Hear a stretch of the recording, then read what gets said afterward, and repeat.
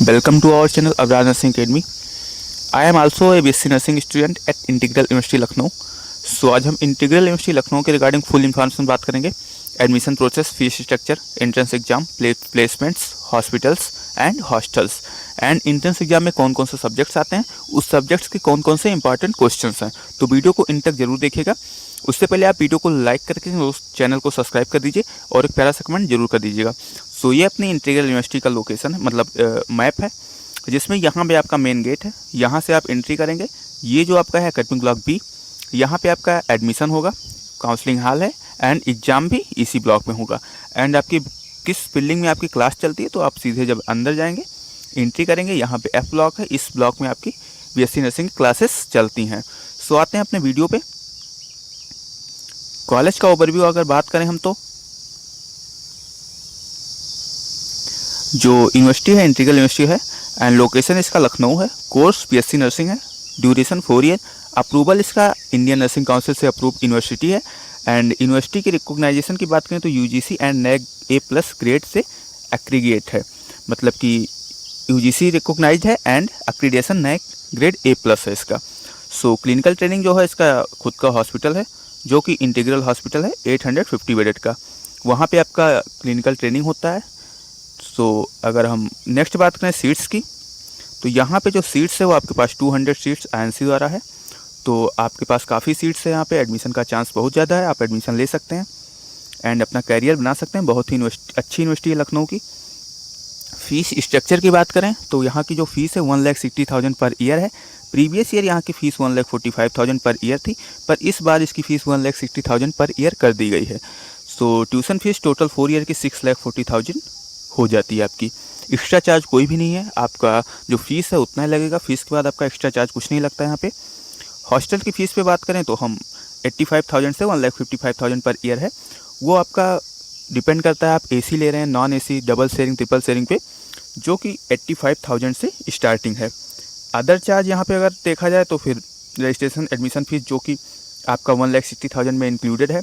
सारा फीस आपका 1,60,000 में इंक्लूडेड है, बस यूनिफॉर्म का छोड़ के. यूनिफॉर्म में आपको यूनिफॉर्म कंपलसरी है. यूनिफॉर्म आप कहीं से भी बनवा सकते हैं, बाहर से कहीं से भी लेके आएँ, बट यूनिफॉर्म कंपलसरी है. ऐसा यूनिवर्सिटी कुछ नहीं कहे कि हमारे यहाँ से लो या कहाँ से, जहाँ से बताएगी वहाँ से लो, ऐसा कुछ नहीं है. जहाँ से आपका मन करे वहाँ से आप uniform low, but uniform compulsory है. नेक्स्ट है अपना एलिजिबिलिटी क्राइटेरिया.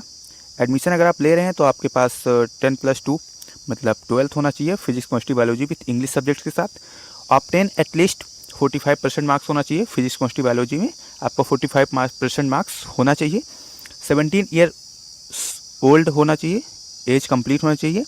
एडमिशन प्रोसेस में जो फर्स्ट स्टेप है अपना एप्लीकेशन फॉर्म फिल करना है. आप एप्लीकेशन फॉर्म को ऑफलाइन ऑनलाइन दोनों मोड में फिल कर सकते हैं.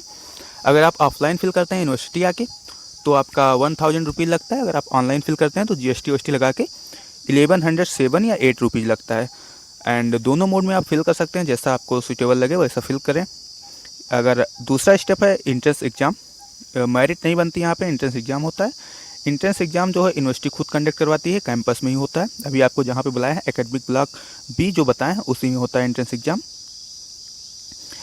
इसकी जो थर्ड स्टेप है, अगर आप जो एग्ज़ाम है उसको आप क्वालिफाइड कर देते हैं तो आपको काउंसलिंग के लिए बुलाएगा, मतलब short listed candidate are invited for counselling and seat allotment. अगर आप शॉर्ट लिस्टेड हैं, क्वालिफाइड फॉर काउंसलिंग हैं, तो फिर आपको काउंसलिंग के लिए यूनिवर्सिटी बुलाया जाएगा. एंड फोर्थ जो है आपका स्टेप डॉक्यूमेंट वेरिफिकेशन का है. अगर आप काउंसलिंग के लिए बुलाया गया है, सब कुछ आपका कंप्लीट है, तो फिर मेरिट में नाम आ जाता है तो आपको डॉक्यूमेंट वेरिफिकेशन के लिए बुलाया जाता है, जो कि ओरिजिनल डॉक्यूमेंट वहाँ पे वेरीफाइड किया जाता है. डॉक्यूमेंट आपको वेरीफाइड करके आपका तुरंत रिटर्न कर देंगे. ऐसा नहीं है कि डॉक्यूमेंट रख लेते हैं, कुछ भी नहीं रखते हैं, तुरंत रिटर्न कर देते हैं. उसका फ़ोटोकॉपी प्रिंट आउट लेके ओरिजिनल डॉक्यूमेंट आपको दे देते हैं.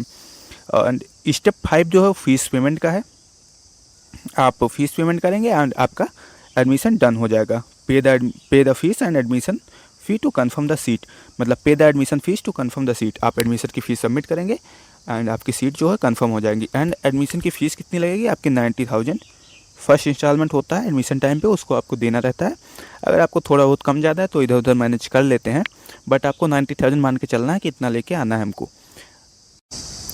एंड एंट्रेंस एग्जाम की पैटर्न की बात करें अगर हम, तो यहाँ पे the exam generally objective MCQ based होता है.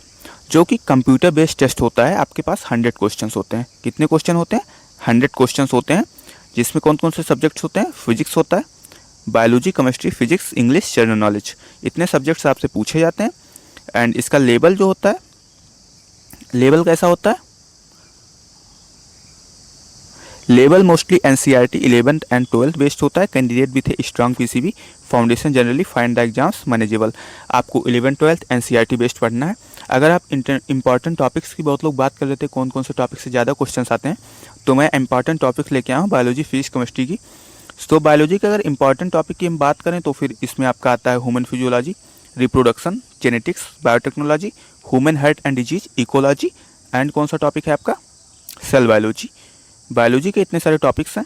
एंड केमिस्ट्री के टॉपिक की बात करें हम तो फिर chemical bonding, solutions, biomolecules, hydrocarbons, organic reactions, P block elements, यहाँ से आपके केमिस्ट्री के क्वेश्चन आते हैं। एंड फिजिक्स की हम देखें तो फिर फिजिक्स में current, electricity, modern physics, work, power and energy, optics, semi conductor, यहाँ से क्वेश्चंस ज़्यादा आते हैं।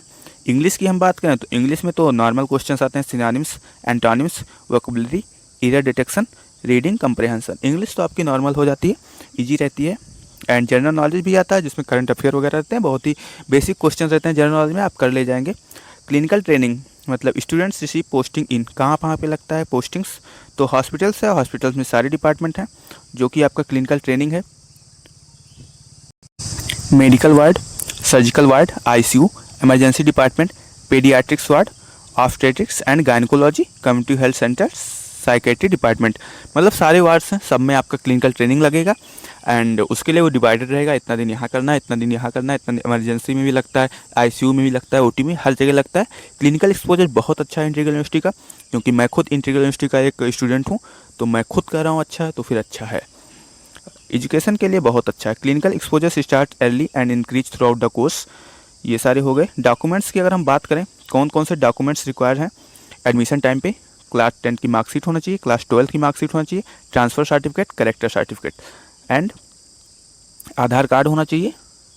आधार कार्ड होना चाहिए, पासपोर्ट साइज फ़ोटोग्राफ आपका 5 होना चाहिए, category certificates, migration certificates. And आपके पास इतने सारे डॉक्यूमेंट्स अगर आप नहीं हैं तो परेशान होने की बात नहीं है। आपके पास आधार कार्ड होना चाहिए, 5 फ़ोटो होना चाहिए पासपोर्ट साइज, एंड 10-12 की मार्कशीट का प्रिंट आउट होना चाहिए। इतना डॉक्यूमेंट अगर आपके पास होगा तो एडमिशन हो जाएगा। और इस सारे डॉक्यूमेंट्स के लिए आपको कुछ दिन के लिए टाइम दे देते हैं। अब हम बात करते हैं career opportunity after BSc nursing. अगर आप बीएससी नर्सिंग कंप्लीट कर रहे हैं तो फिर आपके पास क्या क्या चांस है? Staff nurse, ICU nurse, OT nurse, emergency nurse, community health officer, nursing tutors, या फिर गवर्नमेंट नर्सिंग ऑफिसर्स। आपके पास एग्जाम होता है बहुत सारे, इंटरव्यू देके आप हॉस्पिटल में जा सकते हैं।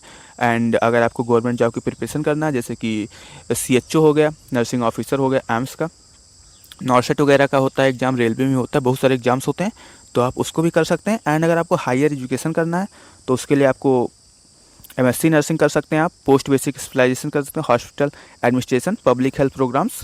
एंड आपको टीन नर्सिंग कर सकते हैं, एनपीसीसी कर सकते हैं, बहुत सारे कोर्स हैं जो कर सकते हैं। एंड अगर आप डायरेक्ट जाते हैं सैलरी के लिए, मतलब जॉब करने, तो आपकी fresh graduate commonly start around 2.5 lakh से 5 लाख पर ईयर होती है, depending on hospital, skills and locations. मतलब ये सारे लोकेशंस पे भी डिपेंड करता है, आपके स्किल नॉलेज पे भी डिपेंड करता है आपकी सैलरी कितनी है। सो आप अच्छे से पढ़ेंगे तो अच्छा सैलरी आपको मिलेगा। Is integral university good for BSc nursing?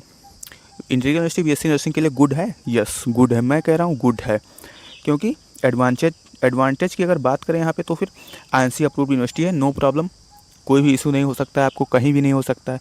आप फॉरेन जाना चाहते हैं या फिर कोई भी एग्ज़ाम देना चाहते हैं, स्टेट लेवल का, सेंट्रल लेवल का, कोई प्रॉब्लम नहीं आने वाला है। 200 सीट्स यहाँ पे अवेलेबल हैं। आउन टीचिंग हॉस्पिटल है जो कि 850 बेड का, 850 प्लस ही बेड है यहाँ पे। गुड क्लिनिकल एक्सपोजर है, हॉस्टल फैसिलिटी अवेलेबल है, लोकेटेड है वो कि लखनऊ में है, कुर्सी रोड पे है, एंड मॉडरेट इंटेंस डिफ़िकल्टी।